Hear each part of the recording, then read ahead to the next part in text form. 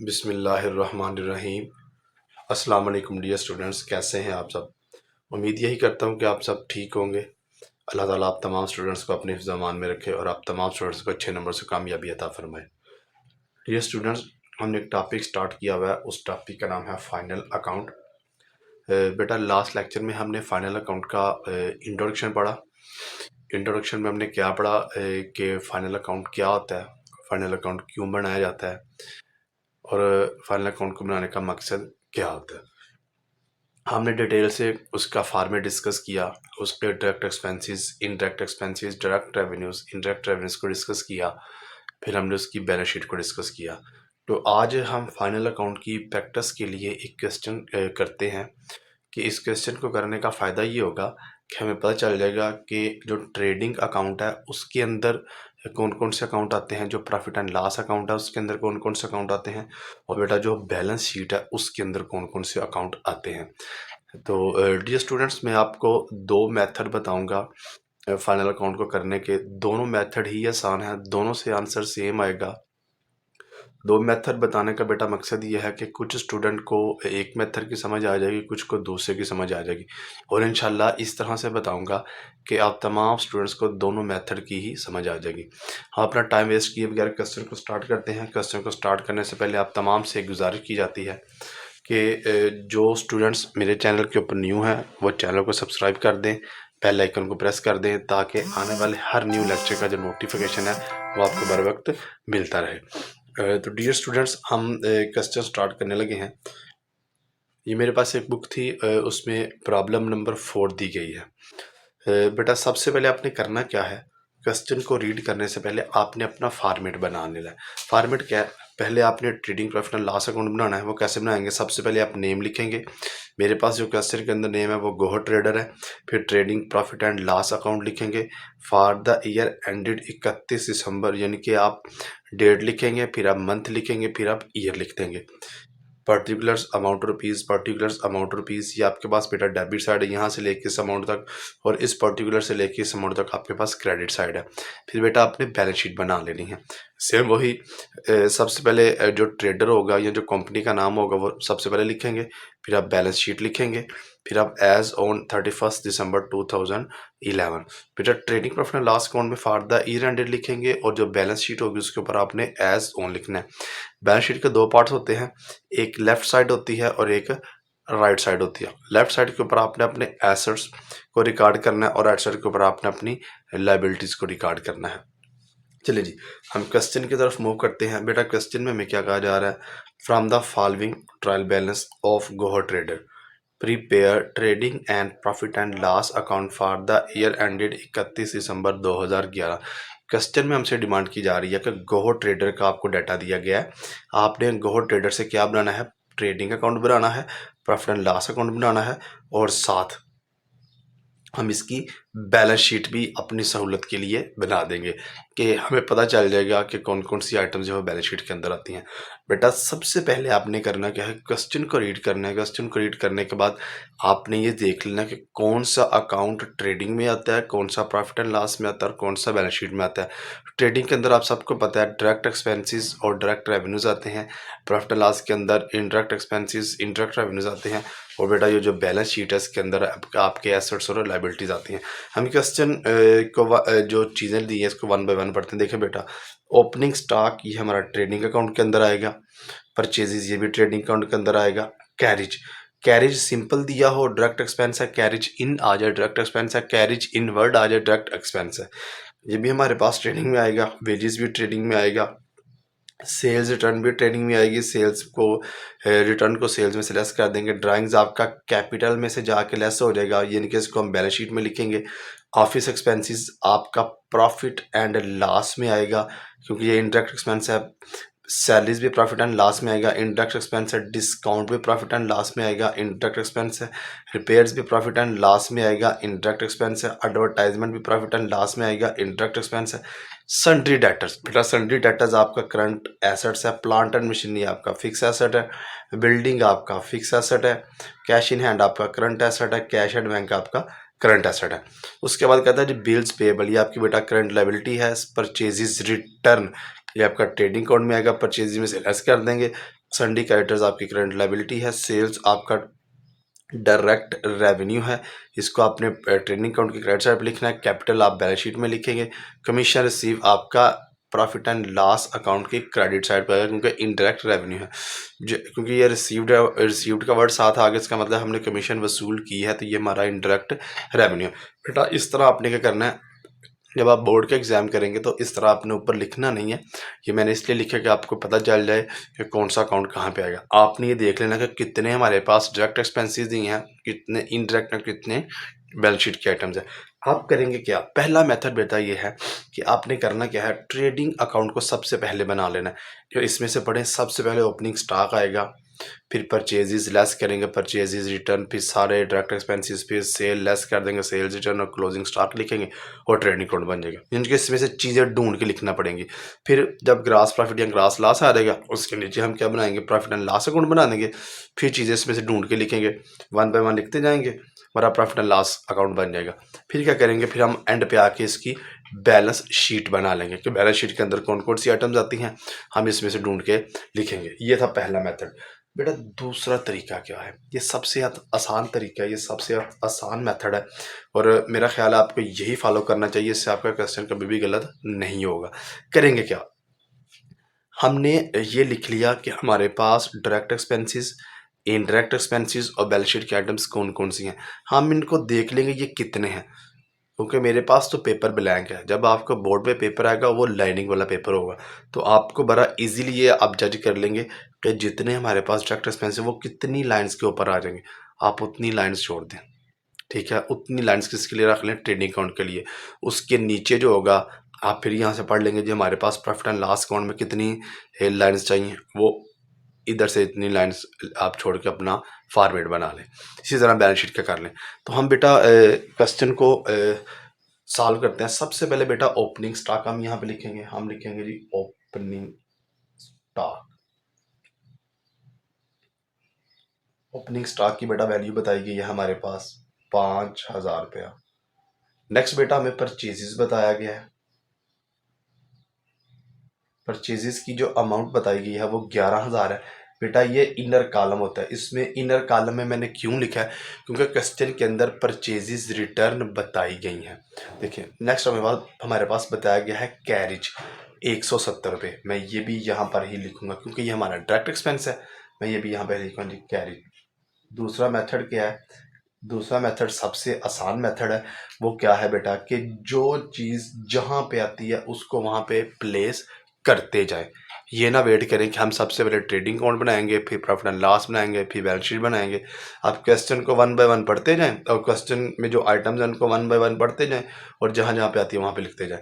हमने opening stock भी लिख लिया, परचेजेस भी लिख लिया, कैरेज भी लिख लिया। अब हमारे पास है वेजेस। वेजेस हमारा डायरेक्ट एक्सपेंस है।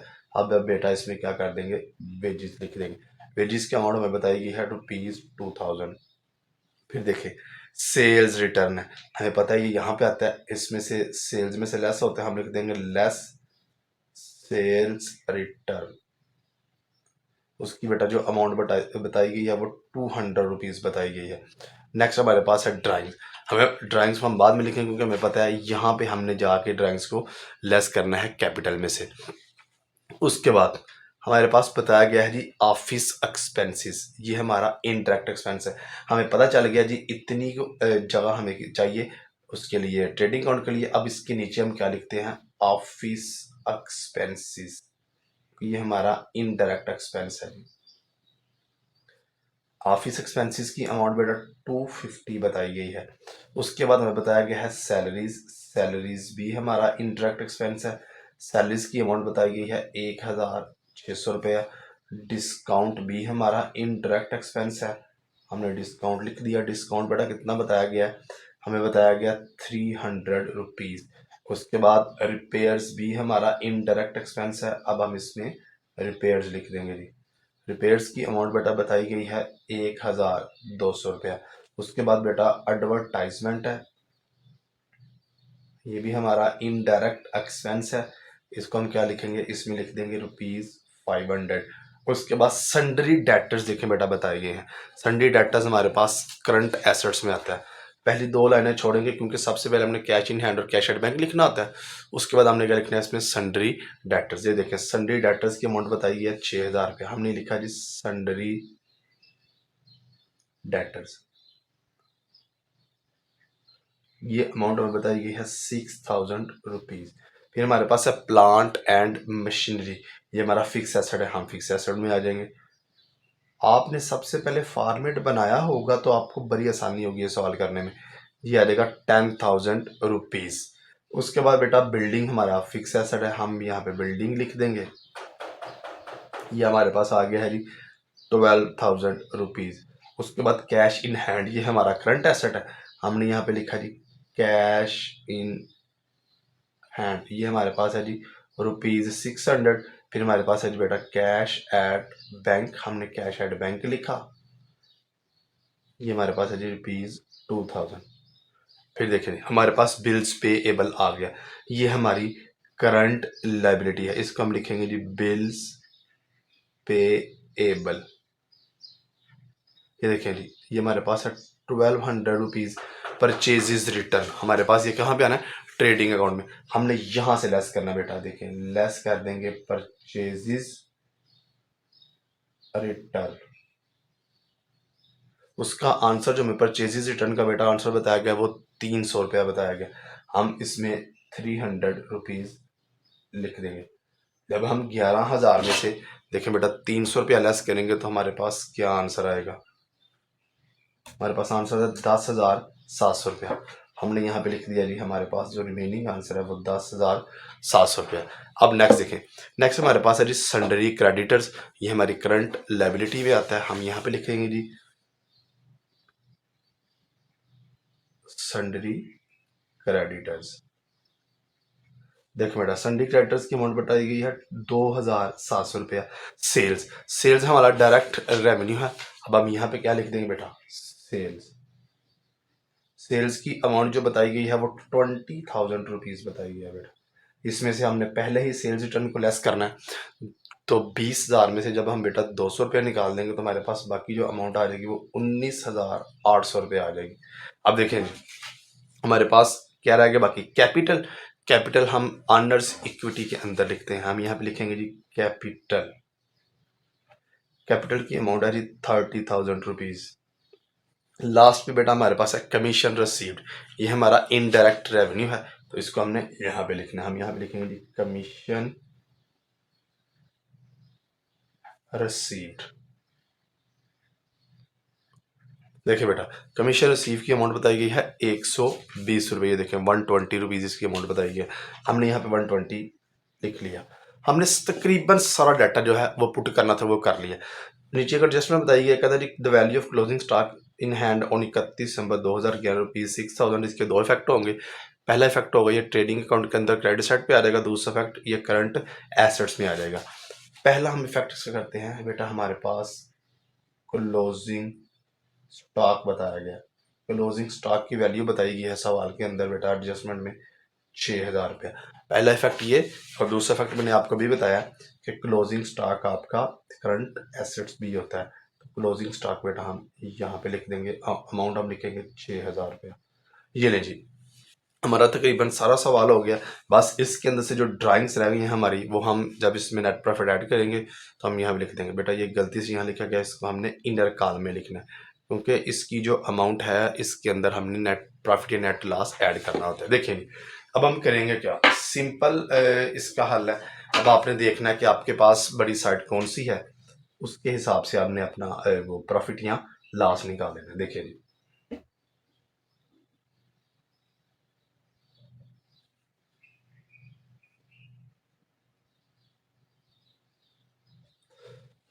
बेटा हमारे क्वेश्चन के अंदर जो ये क्रेडिट साइड है उसका टोटल ज़्यादा आएगा, हम इसका टोटल कर लेते हैं। देखिए जी 19,800 इसमें जमा कर लेंगे 6,000 रुपया, तो हमारे पास जो आंसर आएगा वो 25,800 रुपया आ जाएगा। हम यहाँ पर भी लिखेंगे जी 25,800 और हम यहाँ पर भी लिखेंगे जी 25,800।